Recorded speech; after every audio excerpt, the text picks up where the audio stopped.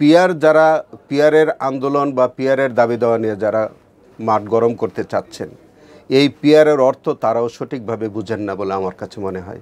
BNP ছাড়া আর কোনো দল এই দেশের কোনো দেশপ্রেমিক দল কিন্তু ওইভাবে কেউ আছেন কিনা? কারণ বিএনপি একটা অত্যন্ত দেশপ্রেমিক রাজনৈতিক দল। আমরা বাংলাদেশি জাতীয়তাবাদে বিশ্বাসী। আমরা ধর্ম বর্ণ নির্বিশেষে আমরা মনে করি যে এটা আমাদের বাংলাদেশি একটি ভূখণ্ডের মধ্যে আমরা বসবাস করব। আমাদের সাম্য এবং আমাদের সামাজিক মূল্যবোধের ভিত্তিতে আমরা প্রত্যেকটা নাগরিক এখানে বসবাস করবে। এটাই হচ্ছে আমাদের দলের মূলনীতি। তো সেই দৃষ্টিকোণ থেকে বিএনপি বর্তমানে 5ই আগস্টের পর থেকে অক্লান্ত পরিশ্রম করে যাচ্ছে, বর্তমান সরকারকে সহযোগিতা করছে এবং সমাজে আইন শৃঙ্খলা রক্ষা করা সহ সার্বিক বিষয়ে সরকারকে বাংলাদেশ জাতীয়তাবাদী দল অকৃত্রিমভাবে তাদেরকে সহযোগিতা করে চলেছে। দেখেন, পিয়ারের আন্দোলন বা পিয়ারের দাবি দেওয়া নিয়ে যারা মাঠ গরম করতে চাচ্ছেন, এই পিয়ারের অর্থ তারাও সঠিকভাবে বুঝেন না বলে আমার কাছে মনে হয়। আপনি যদি ব্যক্তিগতভাবে তাদেরকে প্রশ্ন করেন যে পিয়ার মানে কি, আমার ধারণা যে তারাও পিয়ারের সঠিক মর্মার্থ তুলে ধরতে পারবেন না। এর কারণ হচ্ছে যে পিয়ার যেসব দেশগুলোতে প্রচলিত আছে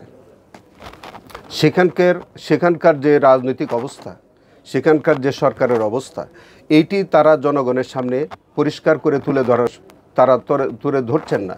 কারণ বাংলাদেশে পিয়ার পদ্ধতিতে কখনো নির্বাচন হয়নি বা কোনো সরকার গঠন হয়নি। আমাদের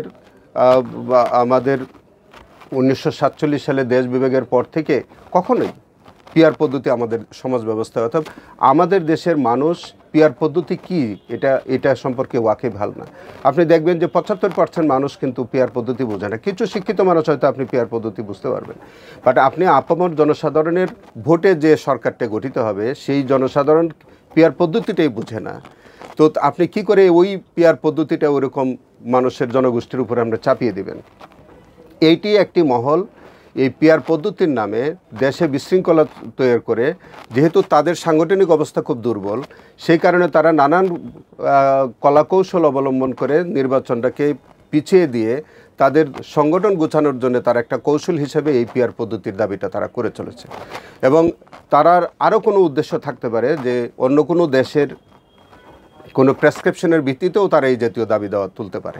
এবং আমরা মনে করি যে এরকম পিয়ার পদ্ধতির এই আন্দোলনের সাথে যদি এটাকে অব্যাহত থাকে, তাহলে আমাদের যে পতিত স্বৈরাচার যারা আমাদের দেশ থেকে বিতাড়িত হয়েছেন তাদেরকেই পুনর্বাসনের এই ইনডাইরেক্টলি একটা পরিকল্পনা হচ্ছে এই পিয়ার পদ্ধতি না। বা আমাদের চেয়ারপারসন তিনি আমাদের দলের একজন ঐক্যের প্রতীক, তিনি আমাদের গণতন্ত্রের প্রতীক। বাংলাদেশের ইতিহাসে এত জনপ্রিয় কোনো ব্যক্তিত্ব এর আগে কখনো জন্মান নাই, ভবিষ্যতে জন্মাবেন কিনা আমাদের সন্দেহ আছে।